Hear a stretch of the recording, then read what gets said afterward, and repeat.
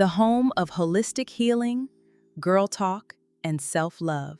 Welcome back, guys. This is our final episode of Alysia Speaks After Dark series, featuring RVA Loveologist today. How you feeling? I'm feeling all right. Good. In addition to that, I want to add I am RVA's Loveologist, the pattern interruption specialist for grown folks stuck in unhealthy cycles with Worth It LLC.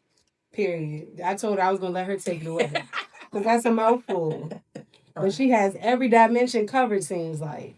Before beginning this episode, you guys, I want to disclose that while this conversation may be therapeutic, it doesn't replace professional therapy. If you need to talk, call, text 988 or your local or national hotline, seek therapy, and know that you're not alone. So let's get into a little bit of that breakdown. You said that you break cycles. Tell us more about that. What do you mean by that? Breaking cycles for far too long as men and women, when it comes to relationships, we go with what's familiar rather than what we know that is right. Men wind up being in the same, you think you keep finding, for an example, let me backtrack. Like most women say, the men are the same. Everybody's the same. Yeah. That's not necessarily true. What's the same is the familiar pattern that you're used to, not the individual that itself. So you feel like comfortability is what really keeps us stuck in our ways. Well, yeah, comfort and again, what's familiar, even if we know it's wrong, and then we know it's safe, if that makes sense. It does. It does. So with that being said, how do you think we distinguish what turns us on versus what we've been conditioned to turn us on? My motto for that would be self-awareness. If you don't know who you are, then how do you know what turns you on? How do you know what it is that you like? Right. So when I say self-awareness, it's basically having a foundation of knowing who you are. Right. Your values, your strengths and challenges. Do you give yourself credit? Things of that nature. Right. Are those some things that you work on often with your clients? Every day. Every day.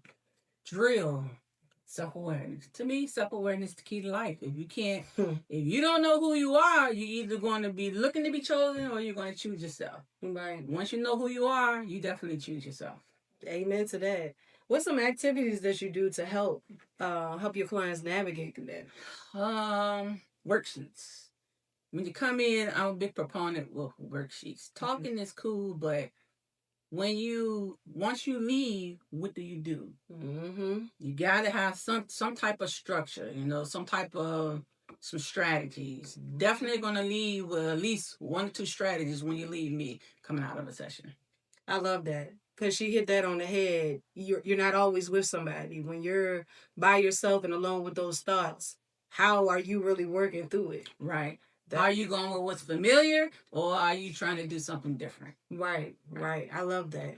And old school, that's how you really retain it, y'all. These kids don't know nothing about writing, highlight, nothing. No, I still highlight to this day. Me too. Pointing out everything. Right. How would you say our childhood attachment style, like being anxious or avoiding, manifests in our adulthood when it comes to being vulnerable with communication?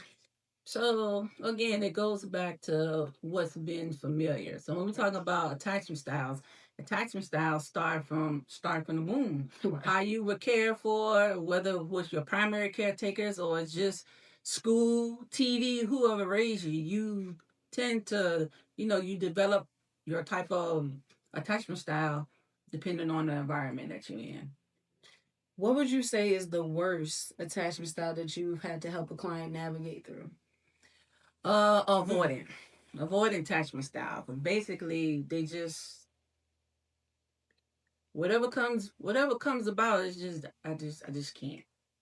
Just can't. And then when it comes to avoiding attachment style, it comes from repeatedly being let down or seeing somebody being let down. Things of that nature. So when you say avoiding, is it like a nonchalant like persona? They just numb to the world, or they could be nonchalant, and they could be numb. Either or. Nonchalant don't necessarily have to be numb. It's just A lot of times the nonchalant is just the the avoidance because I know, but I really don't want to do the work. That, and like you said, you don't want to continue to be hurt, because I know I've been that person where I don't want to sit there and avoid talk about this shit, because you feel like sometimes it's a dead end with the person that you dealing with. Well, see, and that's the thing. That's where I talk about self awareness. Because if you sitting down with a person that's not hearing you, then from the statement that I made about looking to be chosen or choosing yourself, once you choose yourself, you ain't gonna be sitting there and having too many conversations, because I said what I said, and through your actions, not only your words. If you're not showing up, then it's time to bounce. Definitely. That's why they say that when you hit those 30s, you go through a whole different ball game. Because, baby, that's when I started learning for real. Yeah, that's right. You thought it was at 25? No. You're always going to have milestones, y'all. Like, 18 ain't nothing. At 21 ain't nothing. Sure. Ain't nothing compared to. And I don't even think I really started going through a full milestone at 25. I'm going to say, honestly, 28. Okay. 28 to 30. What about you? Just life in general. She said shit. Life in general is for a whole lot of challenges. Life in general. And still is. And I'm 48. Yeah.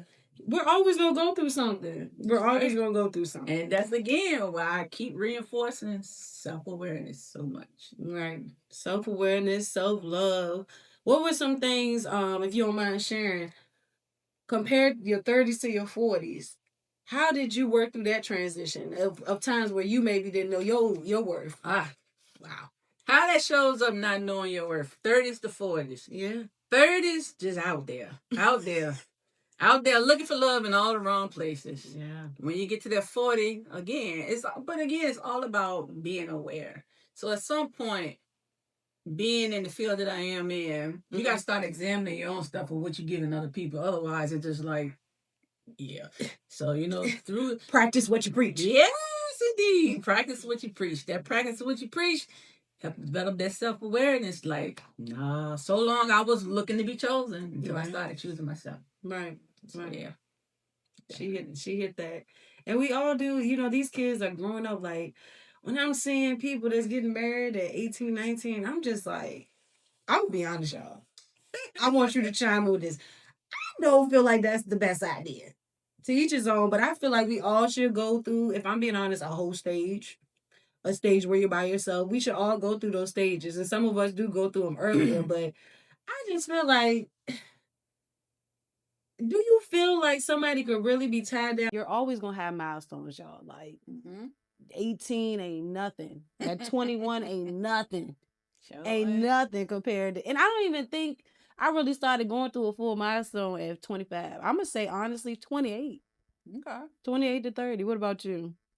Just life in general. She said shit. Life in general has brought a whole lot of challenges. Life in general. And still is. And I'm 48. Yeah. We're always going to go through something. We're always going to go through something. And that's again why I keep reinforcing self-awareness so much. Right. Self-awareness, self-love. What were some things, if you don't mind sharing, compared your 30s to your 40s?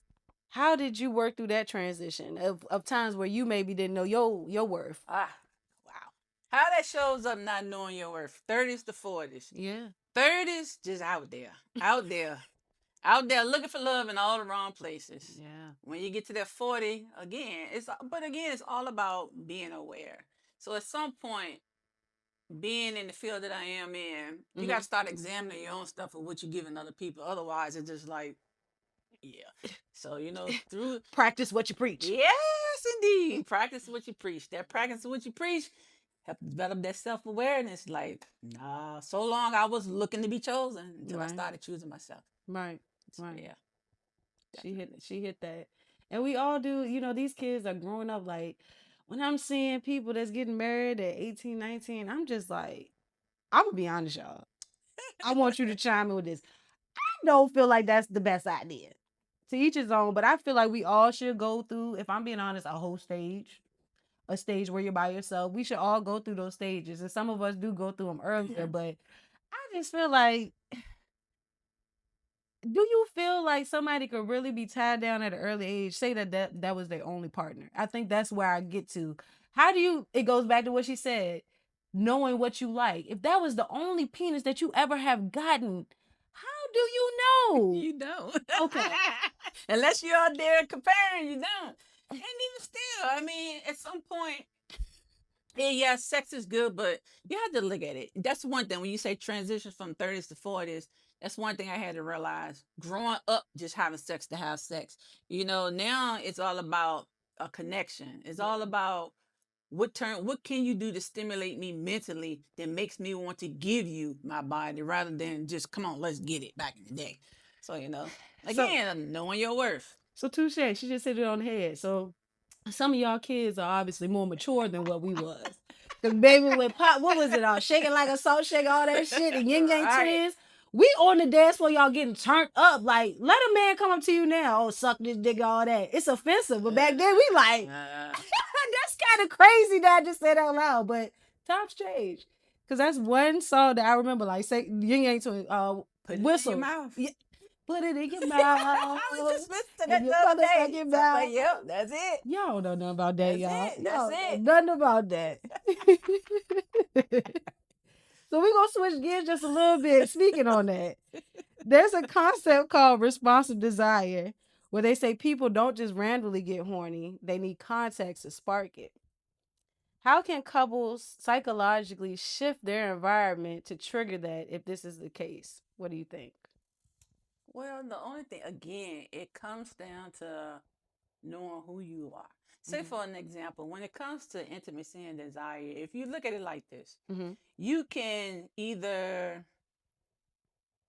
this would be the difference how you can tell whether you're really doing something or you ain't doing nothing. Right. When you're doing something for them, you kind of stiff with it. You kind of, am I doing this right? Am I doing that right? But when you're doing it because it's something that you love doing it, the byproduct, they're going to enjoy it. But so it still goes back to knowing who you are, knowing your likes, knowing your dislikes, knowing your comfort level, knowing all those things. Yeah, I have to agree because without knowing that, I feel like that makes building connections harder. Right. Because, like she said, you're still figuring out who you are, Mm-hmm. what all you like, and I think so many people, like she said, going back to like the comfortability, we get so grounded in our bad behaviors or our environment, thinking that we got to hold on to the same things, people, places that served us And that's 5 why they years probably ago. wind up cheating. That same old routine thing. Going out there for something different. Switch it up. You got to worry about it. And I'm glad she said that because people look at me crazy and I be like, I'm sorry. When you hear the whole spectrum sometimes, I be like, well, I understand. Right. Or like those couples that say that they don't suck dick or eat pussy. Well, I ain't saying you got to do it every day 24/7, but if you ain't doing it, I mean, somebody going to be eventually. And somebody going to love to do it. But see, and then at the same time, that's what I go back to meaning to. You're looking to be chosen or are you choosing yourself? Why would you be with somebody that you're not compatible with mentally, emotionally, or definitely sexually? Right. Because if you're out there, your partner wants to get head one way or another and it ain't what you do, then you already setting yourself up to be nagging or whatever. It ain't even worth it. Not even worth it. Exactly. And I've had friends in the past that would do little things just to get a man. I used to be like, bitch, you realize that's not what you like, so you're not gonna uphold it. And then, like you said, you gonna become what's the word? A bitch in his eyes because he's asking for something that you started giving him when he first made it aware that that's what he enjoyed. And a prime example of that would be where most women be with these men and they're not into women, but they do it because the man asks. Then seen that too. Everybody want to be poly, ain't poly.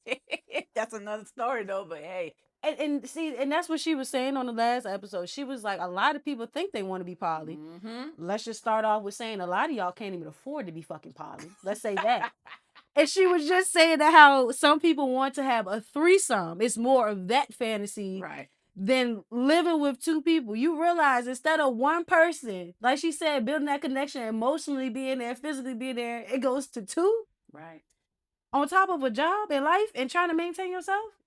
Good luck. Y'all can have it. I don't judge, but to each his fucking own. To each his own. No, that's right. So speaking of that, Have you ever worked with a client that maybe has had sexual trauma? Mm-hmm. Say they were going to have sex and had a bad flashback. What's something that they could do to help ground them in that moment? One, um, hopefully sharing with the individual that you're with that that's something that has happened, and if you're still definitely struggling with the trauma from it, have some type of code word. Having a code word, so when you not feeling comfortable, it'll let your partner know that I'm not feeling this right now. I love that. I love that because I'm not gonna lie, that's something I never really thought of. And we always say code words with BDSM and all of that. Code words for when you're uncomfortable and need a moment. I Well, love that. right, because at the end of the day, it's all about consent. Exactly. So I would say consent falls along with code words, because I mean at some point, yeah, I might consent to this, but then if I'm consenting to it and I don't like it, then hey yo, we gotta stop this. Exactly. I now something. Right, right. For your ass get knocked out because no is a full sentence. That's No, right. nigga. Period. I love that though. And you also have to know when to not have sex, regardless of being in a relationship. Like she said, be with somebody that's understanding Mm-hmm. of all your trauma, not just in the sexual department. Right. So I Right. love that. Because it can lead to a lot of shame, Yep. guilt, Guilt. and bottling it up. Mm-hmm. How would you say one can begin separating their self-worth from their experience instead of, seeing it as just a negative, maybe seeing the positive of what it taught them and how they can let it go? Well, It's a again, lot. it's all about knowing who you are. Because, say for instance, Mm-hmm. when you're growing up, you got a certain set of beliefs that you are indoctrinated with.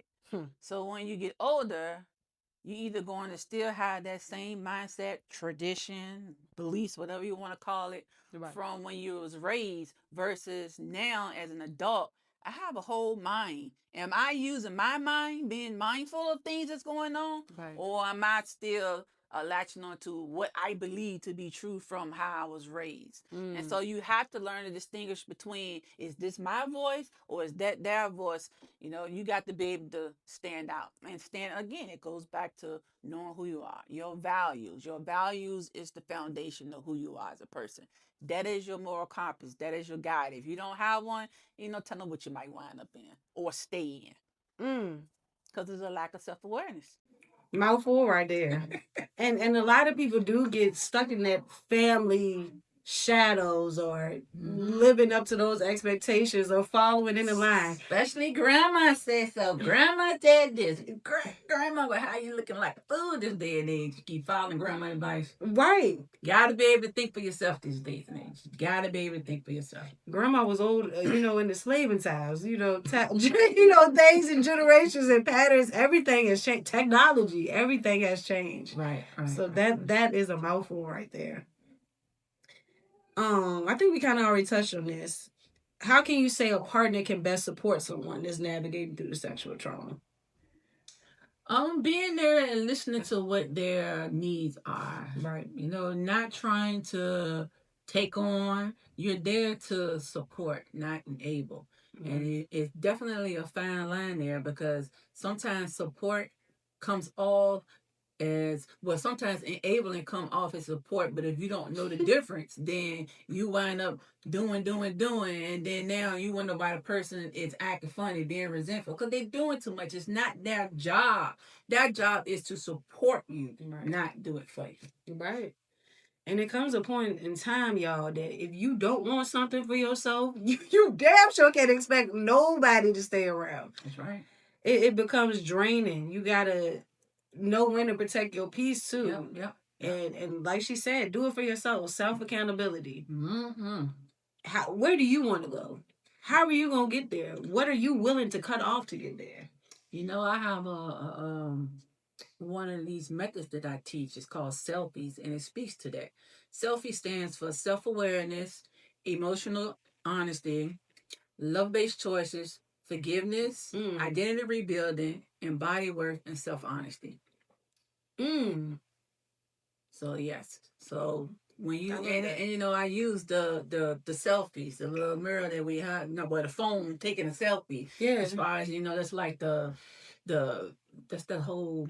I can't think of the word right now. The whole concept of it is selfies, but it actually means something. Self-reflection. You got to be able to reflect and know. If not, you just out here in survival mode. It's either you're gonna be in a thriving mode or you'll be out here surviving. One of the two. Right. So do you literally make them take a picture to look at it and go through those different metaphors? No, but I have had some individuals that just the mere fact of putting your hand on your heart and repeating affirmation, there's something that you don't normally say about yourself, that speaks volumes. Because some people can't do it. Some people can't do it. I've seen that in groups where I had an activity similar where I passed the mirror around, and it got to this one particular lady, and I'm not gonna lie, it broke my fucking heart. She couldn't look in the she couldn't even look at herself. Yeah, and just started breaking down. Can't see yourself without flinching. That's what I call it. That and it's just like you can think you're going through dark times, but I can honestly say I've never been that dark. Right. And for somebody to have endured that much abuse and just doesn't see herself as a person or a person of worth, I should say, it's very heartbreaking. It is. And we have to be more kind with mental health.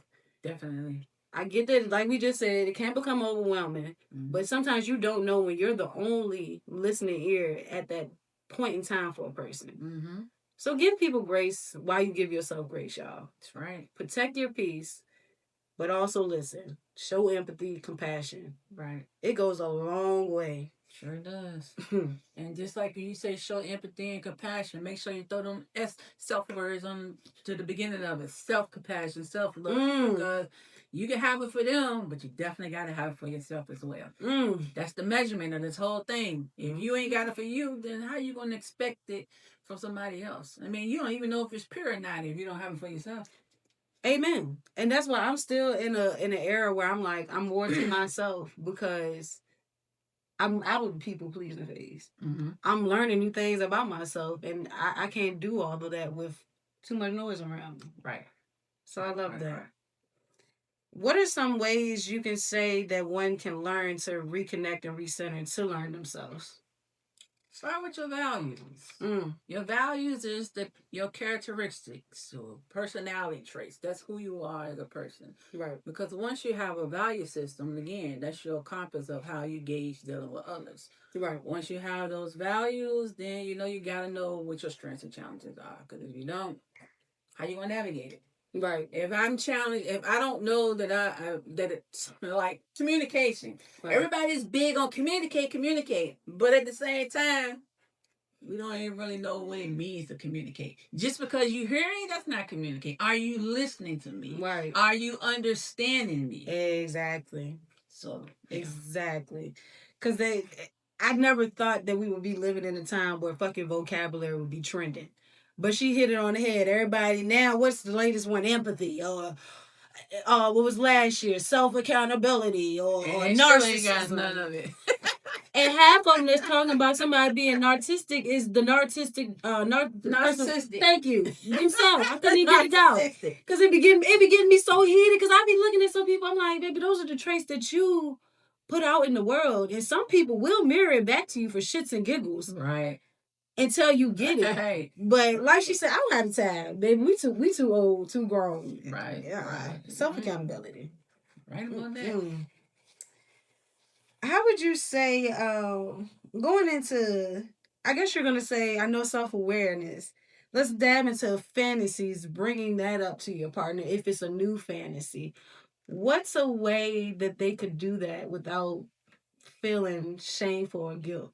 Well, not feeling shameful or guilt is a byproduct of your belief. Yeah. If you believe a certain thing about yourself and you doubt yourself, then you're going to feel shame. Yeah. But if you're secure in who you are and know who you are and know what you want, ain't no problem to bring that conversation up. So if you with somebody that makes you feel emotionally safe, we all good. But if you with somebody that makes you walk around on pins and needles, then that alone right there is your answer. Damn. Yeah. She that alone right there is your answer. If you're not comfortable with it, then it ain't gonna matter. You have to be comfortable with yourself. And if you're comfortable with yourself, then that alone right there know whether you're either looking to be chosen by this person Right. or you're choosing yourself. And as a byproduct, they're gonna get whatever it is that you want to give because one, you're doing it for them, but you're doing it for you. And as a byproduct, they're gonna enjoy it. Right. Because I'm going to tell y'all, I say it all the time. I don't care sometimes how crazy that shit sound. Because, you know, sometimes you think just like an outfit. Mm-hmm. Sometimes an outfit in your head, cute as hell. You go to put that shit on and be like, what in the fuck was I thinking? Right. Same thing for fantasies. And sometimes when it comes out your head, out your mouth, you be like, ooh, I maybe don't want to try it. Right. But I'm going to explore. Dora the Explorer had that. Ain't nothing wrong with that. If I don't like it, like she said, we just not going to do it again. And right.